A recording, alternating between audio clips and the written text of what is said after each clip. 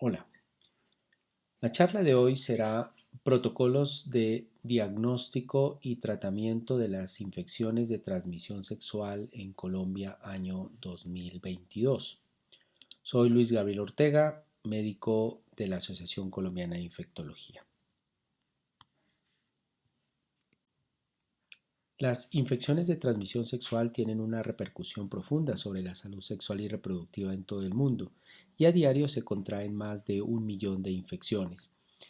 Existen más de 30 gérmenes entre bacterias, virus y parásitos que se transmiten por contacto sexual, pero solo 8 de estos agentes patógenos son responsables de la mayoría de las infecciones de transmisión sexual con mayor importancia, de las cuales 4 de ellas son curables, como por ejemplo la sífilis, gonorrea, clamidiasis y tricomoniasis, y otras 4, que son infecciones virales, se caracterizan por ser incurables, como la hepatitis B, herpes simples, VIH y el virus del papiloma humano. Las infecciones de transmisión sexual pueden tener graves consecuencias más allá de la infección en sí. La transmisión materno-infantil de las ITS puede dar lugar, por ejemplo, a una mayor mortalidad neonatal, bajo peso al nacer y prematuridad, también septicemia, neumonía, conjuntivitis neonatal y la deformidad congénita. Otras ITS, como por ejemplo la gonorrea y la clamidiasis, son las principales causas en la mujer de enfermedad pélvica inflamatoria, así como de infertilidad. Y otras ITS, como la infección por herpes o la sífilis, puede aumentar 3 veces más el riesgo de contagio de VIH. Esta situación obliga a que se tenga protocolos claros y concretos de diagnóstico de tratamiento de infecciones de transmisión sexual. Es así como el comité de las ITS de la Asociación Colombiana de Infectología en el presente año desarrolló el documento dirigido principalmente al personal médico de diferentes niveles de atención en Colombia, con el objeto de proveer recomendaciones claras y concretas para un diagnóstico y tratamiento oportuno en pacientes con ITS y sus contactos. En este documento se agruparon las infecciones de transmisión sexual más comunes, como la uretritis, la úlcera genital, flujo vaginal de etiología infecciosa, proctitis, cervicitis, hepatitis B y el virus del papiloma humano de alto riesgo.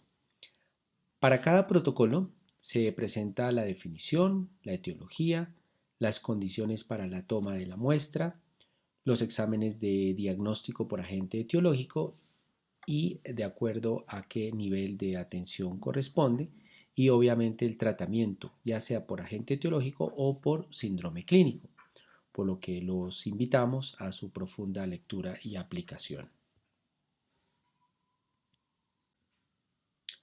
Iniciamos con el primer síndrome, que es la uretritis. Por definición, todo paciente, hombre o mujer con vida sexual activa que presente disuria, prurito uretral y salida de secreción mucopurulenta, mucoide o purulenta. Su etiología estará la Neisseria gonorrea, Clamidia trachomatis, Tricomona vaginalis y Mycoplasma.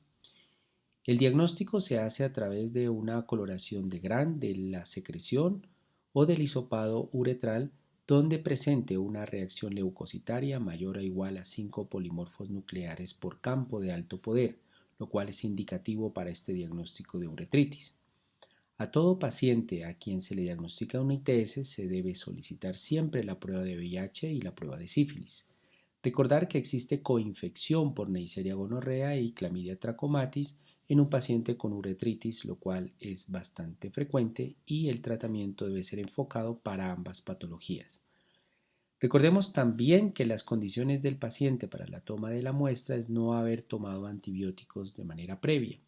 La muestra ideal es la secreción uretral, para lo cual se recomienda no haber orinado por lo menos 2 horas como mínimo. Se le debe advertir al paciente que no descarte la primera porción de chorro urinario.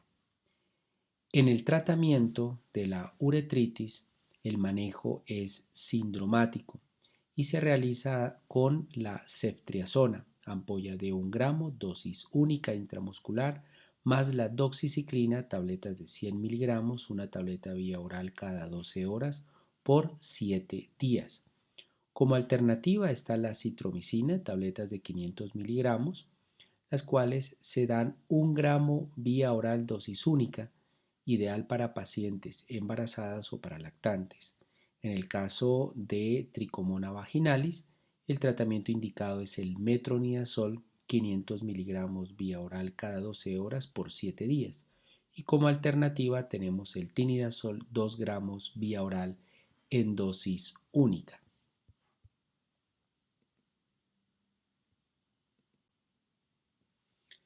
El siguiente síndrome es la úlcera genital. Por definición, son lesiones ulceradas localizadas en pene, escroto, vagina, vulvo o ano, asociadas al contacto sexual. Sus principales agentes etiológicos responsables de este tipo de lesión encontramos el herpes simplex, ya sea tipo 1 o tipo 2, Treponema pallidum para sífilis, Haemophilus ducreyi, conocido como chancro blando, Clamidia trachomatis, causante de linfogranuloma venéreo, y Klebsiella granulomatis, causante del granuloma inguinal o también llamado donovanosis.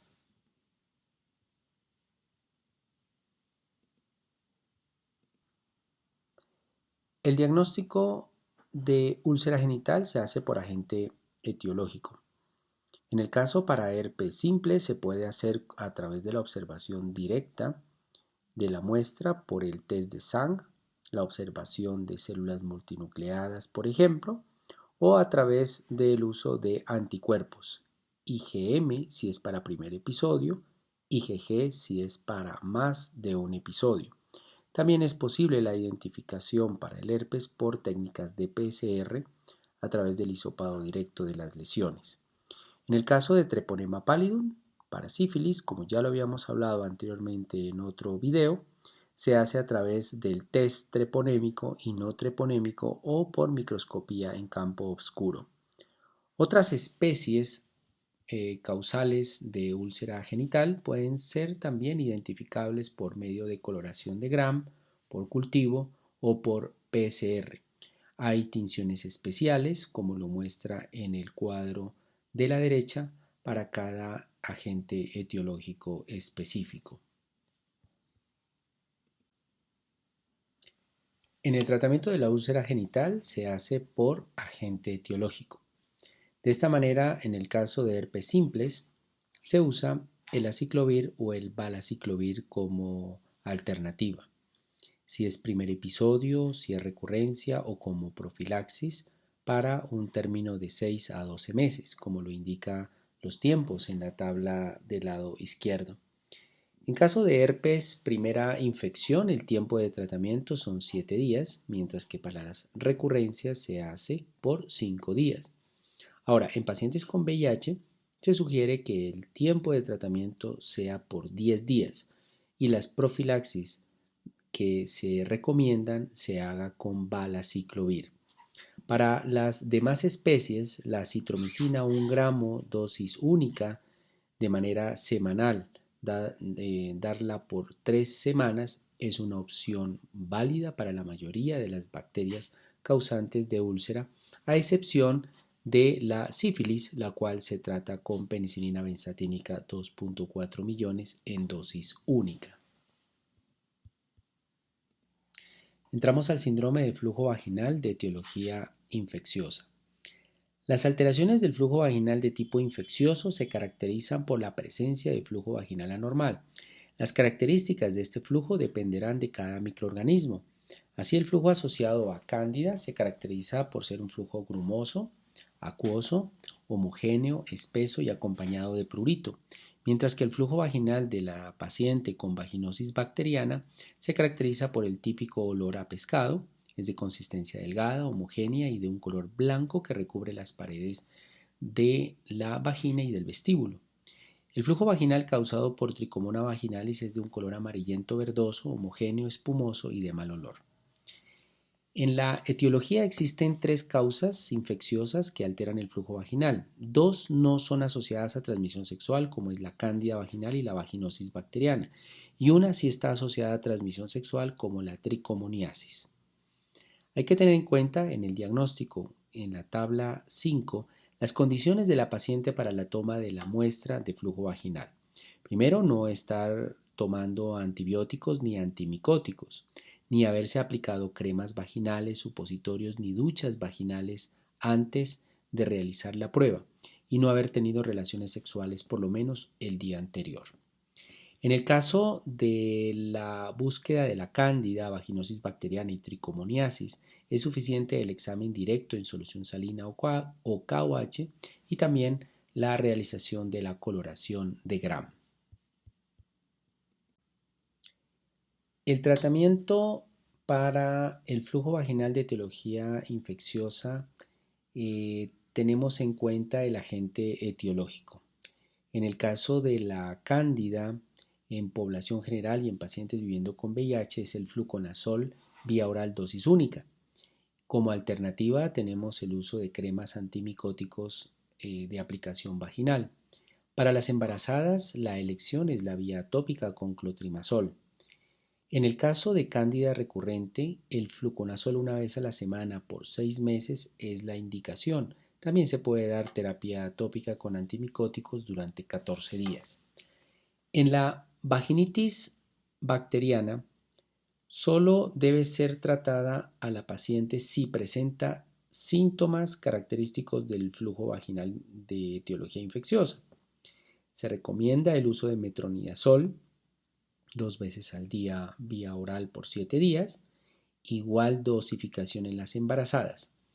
Recordar que las terapias tópicas, en el caso de vaginitis bacteriana, se reservan cuando hay recurrencias.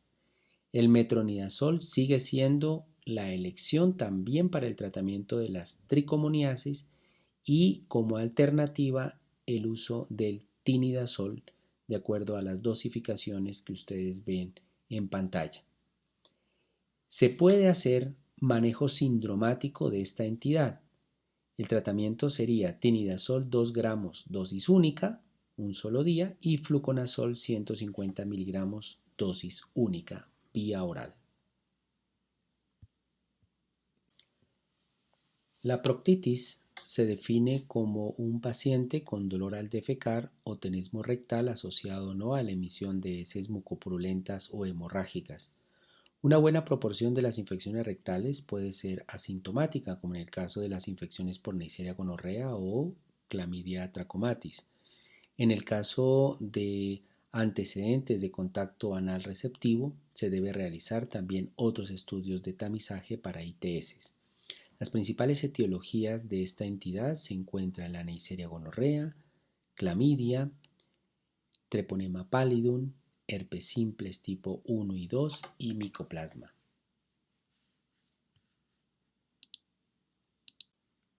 El diagnóstico de esta entidad se hace por agente etiológico y dependiendo del nivel de atención. Los pacientes con proctitis por lo general se hacen estudios de coloración de Gram y cultivos especiales para Neisseria gonorrea. También puede hacerse técnicas de PCR en caso de tercer nivel de atención, en especial para clamidia, herpes y también es posible para Neisseria gonorrea. Recordar que las condiciones del paciente para la toma de las muestras es no estar tomando antibióticos ni antivirales, no haberse aplicado cremas, ungüentos ni supositorios al menos 8 días antes de presentarse al laboratorio y no haber tenido relaciones anales por lo menos un día antes de la presentación del laboratorio para la toma de la muestra. El tratamiento de la proctitis se hace por agente etiológico.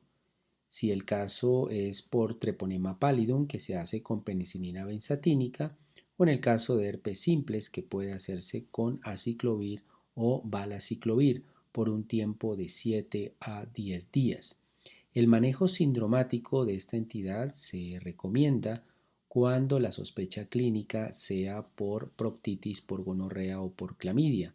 El tratamiento es con ceftriaxona 500 miligramos dosis única y doxiciclina durante 7 días. Recordar que para la mayoría de estos agentes de infecciones de transmisión sexual, el tratamiento del contacto es bien importante. El médico debe considerar el tratamiento expedito del compañero sexual, también conocido como tratamiento del compañero sexual entregado por el paciente. Se debe otorgar instrucciones claras y completas y la formulación con el mismo tratamiento del paciente. La cervicitis infecciosa se presenta de dos formas, como endocervicitis, conocida como la cervicitis mucopurulenta, y la exocervicitis. Es importante que en la cervicitis infecciosa hay que descartar siempre la enfermedad pélvica inflamatoria, especialmente en mujeres jóvenes menores de 30 años. La cervicitis es generalmente asintomática, pero ocasionalmente la paciente puede quejarse de sangrado intermenstrual, puede presentar sangrado después de las relaciones sexuales y la presencia de un flujo vaginal anormal. Su etiología, en el caso de la endocervicitis, principalmente causada por Neisseria gonorrea, Clamidia trachomatis y herpes simplex tipo 2. La exocervicitis es causada por Trichomona vaginalis, herpes simple tipo 2 y por la cándida. La tabla 9 nos indica los exámenes de diagnóstico por agente etiológico y de acuerdo al nivel de atención en las pacientes con la presentación de cervicitis infecciosa. La mayoría son estudios de coloración de Gram y cultivos especiales para Neisseria gonorrea, pero también con la identificación molecular con técnicas de PCR en los niveles 3 de atención, para clamidia, para herpes y también para Neisseria gonorrea.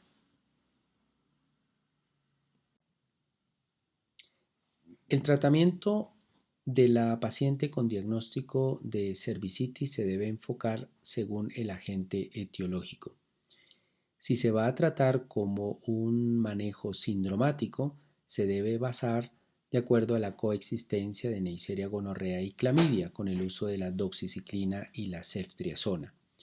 Pero otros gérmenes específicos, como en el caso de Trichomona vaginalis, se debe usar el tinidazol o el metronidazol. Para cándida se usa vía oral el fluconazol o vía tópica clotrimazol. Y para pacientes con herpes simples, el uso del aciclovir o el valaciclovir de acuerdo a los tiempos que nos muestra la tabla que ven en la imagen.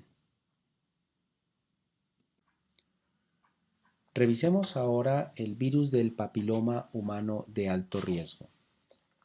La definición clínica basada en la citología cervicouterina de la infección por VPH es controversial, dada la actual recomendación de tamizar inicialmente solo con prueba molecular de VPH y usar la citología solo para el manejo de la paciente positiva para VPH por prueba molecular.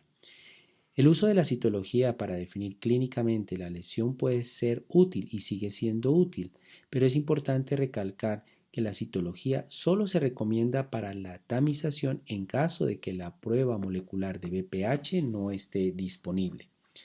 Aquí se distinguen dos tipos de lesión por citología, que es la paciente con lesión escamosa intraepitelial de bajo grado y la paciente con lesión escamosa intraepitelial de alto grado.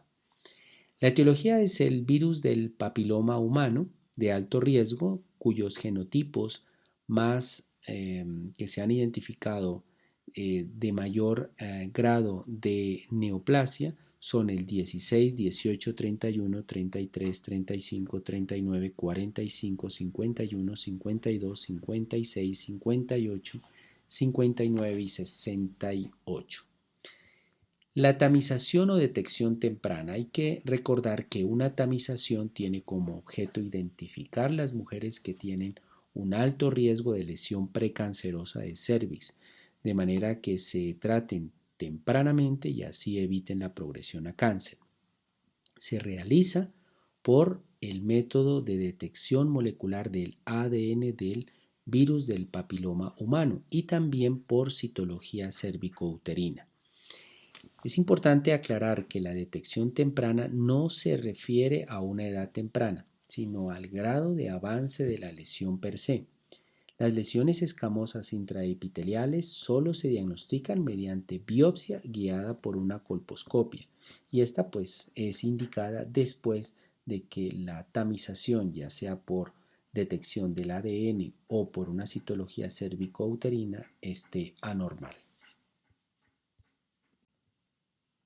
Repasemos las recomendaciones actuales en la tamización de lesiones precancerosas según las guías de la Organización Mundial de la Salud año 2021 y la Asociación Americana del Cáncer año 2020. La prueba de elección para la tamización. Para la guía de la OMS se recomienda el ADN del BPH o la citología, según lo que esté disponible. Y para la Asociación Americana del Cáncer es el ADN para el BPH únicamente. La edad de tamización. Desde los 25 años para la Asociación Americana y la OMS nos dice para mayores de 30 años. El fin de la tamización. A los 65 años si hay 3 citologías previas negativas o un ADN previo negativo con 2 citologías consecutivas negativas, según la Asociación Americana del Cáncer. Y para la Organización Mundial de la Salud se debe finalizar la tamización a los 50 años si hay 2 pruebas de tamización anteriores consecutivas negativas. Los intervalos de tamizaje. Para la Asociación Americana del Cáncer, por prueba de ADN para BPH cada 5 años o si es por citología debe ser cada 3 años. Y cuando se hacen las 2 pruebas al tiempo, es decir, ADN y citología, estas deben hacerse cada 5 años. Para la Organización Mundial de la Salud, el intervalo es por ADN cada 5 años a 10 años y con solo citología cada 3 años en caso de que no esté disponible el ADN. Recordar que en el caso de histerectomía, que no haya sido por remoción de una neoplasia por cáncer de cervix, no se recomienda el tamizaje. En pacientes con VIH hay que tener en cuenta lo siguiente. Primero, la tamización debe hacerse con 2 pruebas, el ADN y la citología. Se debe comenzar a tamizar al año después de vida sexual activa o cuando se hace el diagnóstico de infección por VIH. Para mujeres con VIH en edades antes de los 29 años, la tamización se hace con citología anual, pero para mayores de 30 años y hasta los 65 años debe hacerse con prueba de ADN más citología. Solo en el caso que el ADN no esté disponible, debe tamizarse solo con citología hasta cumplir los 65 años, de carácter anual. Los intervalos en pacientes viviendo con VIH que se están haciendo de manera recurrente anualmente la citología y si 3 de ellas han dado negativas, es opcional hacer citologías cada 3 años. Cuando se hace prueba de ADN, la recomendación de la tamización con esta prueba es cada 5 años. Ahora miremos las recomendaciones de manejo según los resultados de ADN o citología con o sin historia previa según la Asociación Americana de Colposcopia y Patología Cervical y la Organización Mundial de la Salud. En resumen, si hay una citología con lesiones tipo ASCUS o L-SIL, que son las de bajo grado, con un ADN negativo para BPH, la recomendación es repetir la prueba de ADN en 3 años con o sin citología. Si la citología es un L-SIL, es decir, un bajo grado con un ADN negativo, se debe repetir el ADN con o sin citología en 1 año. En el caso de que la citología sea negativa, pero el ADN positivo, hay que hacer colposcopia.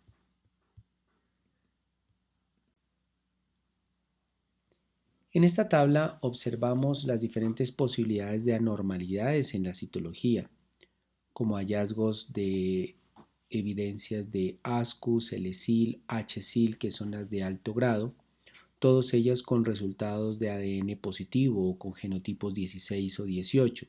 La opción en cada una de ellas es la realización de la colposcopia o acelerar el tratamiento oportuno para la prevención del avance de las lesiones precancerosas. Muchas gracias.